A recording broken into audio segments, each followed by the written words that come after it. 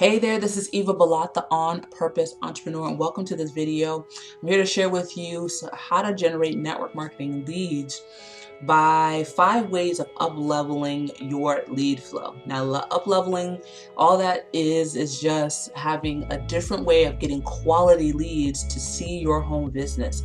We understand that exposing our business on a regular daily basis is what's really going to have people interested in our business, and how we do that is through different modes of content, connections on social medias, communication with a good old-fashioned phone, and that's how we can expose people so they can get interested in our business. But because so many people understand network marketing and understand that networking is just getting a series or filling up your pipeline with a lot of different leads, filling up your pipeline with people that you're always connecting with or able to communicate with, and just filling that pipeline. So lead flow is so critical to the success of your business, and once that dries up, you're really out of business.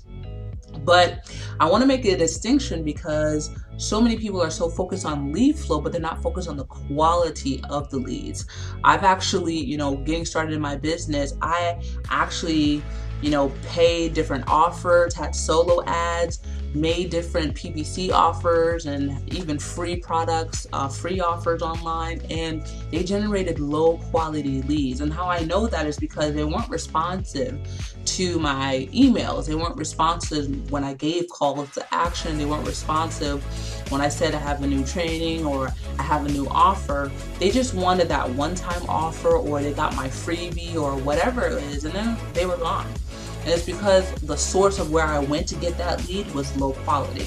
So I want to share with you 5 ways to up-level your quality lead flow so you're actually getting people who are responsive. Because to have a list that's unresponsive, I've actually had lists and I've deleted lists in the hundreds because they weren't responsive. And it really is like a weight that you have, every time you publish something on your email list. It's a weight because you don't know if these people ever respond, they haven't responded to you, and they're not communicating or engaging with anything that you do. So it's better that you create a list that at least they're interested and they want to know more information about what it is that you have to offer. So here we go. I want to give you these 5. I'm going to try to do it really quick.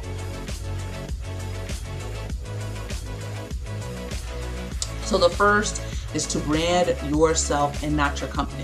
Now, I'm sure what you're thinking is, no duh, Eva, but so many people are getting this step wrong by putting pictures of their coffee, of their juice, of their shake, of their pharmaceutical pills and potions and lotions and whatever, and not really putting themselves as the face of their business. As you promote another company or promote your company, you're actually telling people, don't get connected with me. Go ahead and go and Google it and just sign up under the company, right? You're actually not allowing people to get attracted to you, to learn more about you, to understand what your natural gifts and talents are, what it is that you bring to the table, how you can assist them in helping them in their business.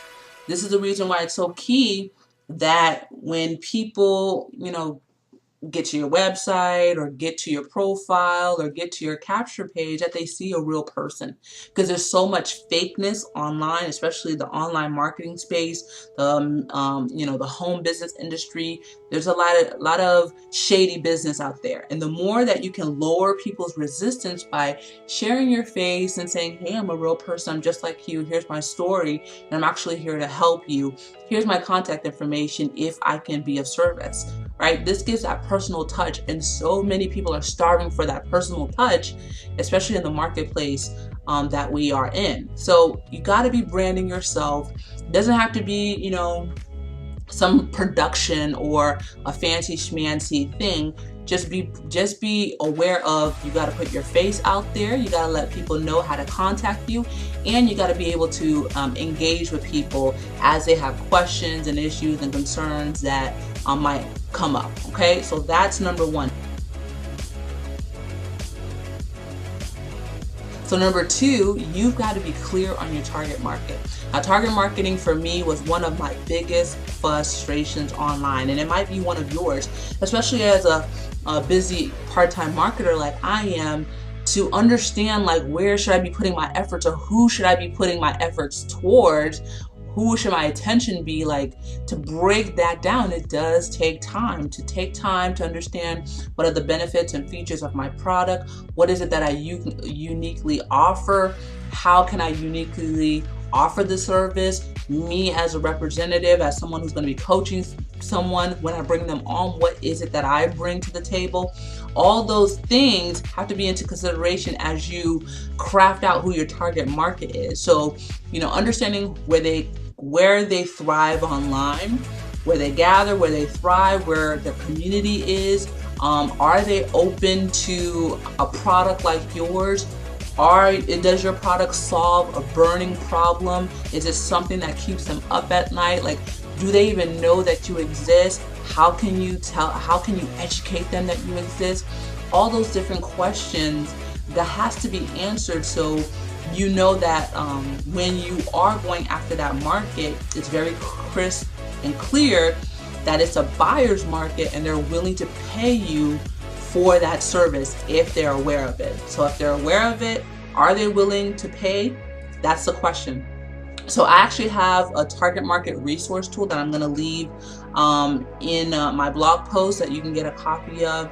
And that's actually going to help you kind of really paint a picture of what your target market is, and as you build out content, really help you and guide you so it's really clear that you're speaking to that target market. Okay.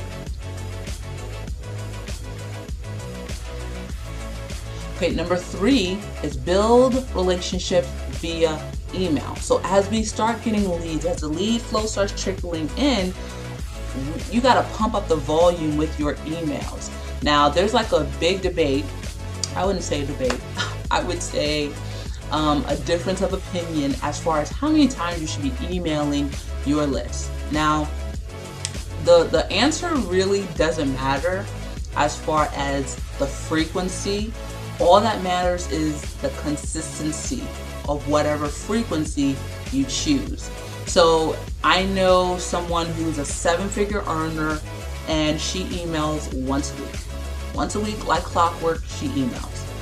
And by doing that, you get people interested and eager, because every week they know to expect your emails on a specific day or an expected specific time.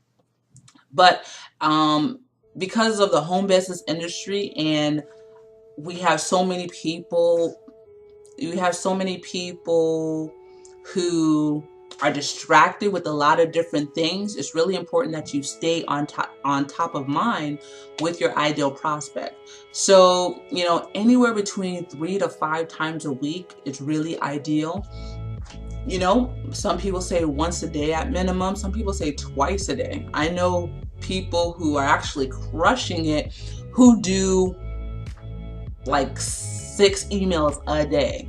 Like, they hammer their list, but they're 6-figure earners. It just depends on how you condition your list. If that's what you want, it just depends. But what really matters is just the consistency. And when you start building that relationship, excuse me, all that means is that you're giving them great information that's useful to them. It's value-based information, whether that's a new blog post, that's a new video, an article you read and you wanted them to know about it, some insight, a story, a success story on your team, success story on your organization, any trip or family function that you attended, just letting them into your life and sharing with them, your entrepreneurial journey and how you can help them get the type of results they want. This is just building a relationship. That goes back to kind of branding yourself and letting people know that you're a real person. You're just a real person. There's nothing, hidden or corrupt about, the home business that you're in. But your job is just to lower resistance even more. Lower resistance and building that relationship will. Because when they're ready and that's what they call high noon. When an individual is ready to jump into business with you, there's something that happened in their life, there's an issue, there's a concern, or their radar is up about, hey, I gotta make a change, and they immediately think about the person who's been mailing them for the last month, the person who's been mailing them for the last 3 months or last 6 months or even a year. Oh, it's Eva. I gotta get connected with her now. I need her now. That's what we call high noon in our industry. When that person is kind of ready to jump in because of an occurrence in their life or situation, or they've come to the realization that they've got to make a change, and you're top of mind because you consistently built a relationship over the last months, days, and even sometimes years. Okay, so continue to build that relationship and you'll see it pay off in the long run.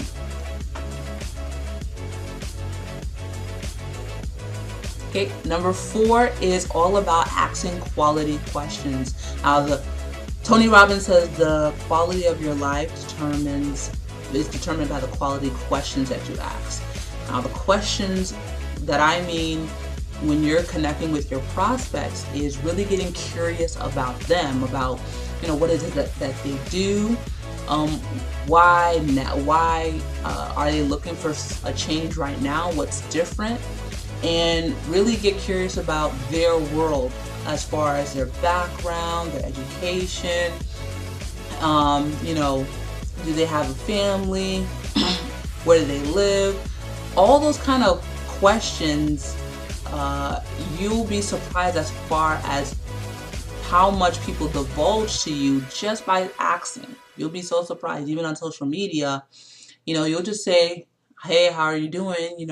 How's the weather in XYZ state? And they just tell you their life history. Because a lot of times people don't have anyone asking about their day. They don't have people inquiring about how's life. And at the first sight of someone inquiring, they're willing to share with you. And that's actually just an open doorway to say, hey, it seems like I can help you out here. Let's talk more about it. Not in a sleazy, salesy, I gotcha kind of way, but we're always looking to see if the sale is there to be made, not to go after the sale immediately. But is this a person who is interested in what we have to do? If not, it's still a great connection. At least they're aware of how I can help them if that ever comes about. But you got to ask those good quality questions and kind of pre-qualify people for your business, so that way if you're working with someone who's a high quality lead or if you're just working with a tire kicker. So ask great questions, just get inquisitive about them, about what it is that's pressing issues for them, or pain points, and just casually let them know, hey, that's something that you specialize in.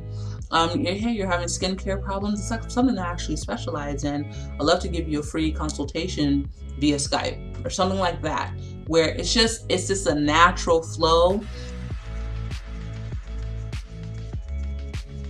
Number 5, use the list formula. Now I've mentioned this a few times in my videos, and I love the list formula. I say a list a day keeps the confusion away. LIST stands for learn, implement, share, teach. And this is all the content, all the information, all the audios, all the personal development, all the training, all the live events, all the notes that you're taking. Go through this list formula so you can actually help people along the way with the new information that you're learning. It's kind of like output, right? As you sit through the training, you're getting the input, but the list formula is like an output.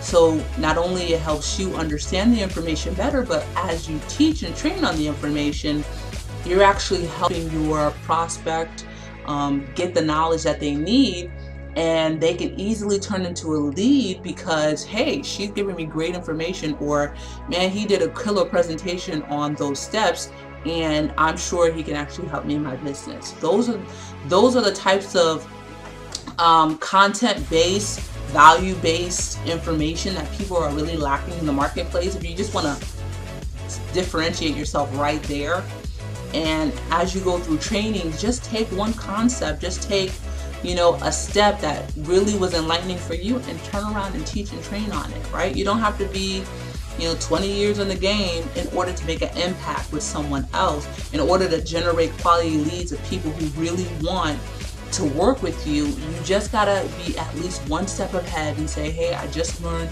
this brand new strategy. I want to share with you, and let me know how it's working for you. Okay, done, right?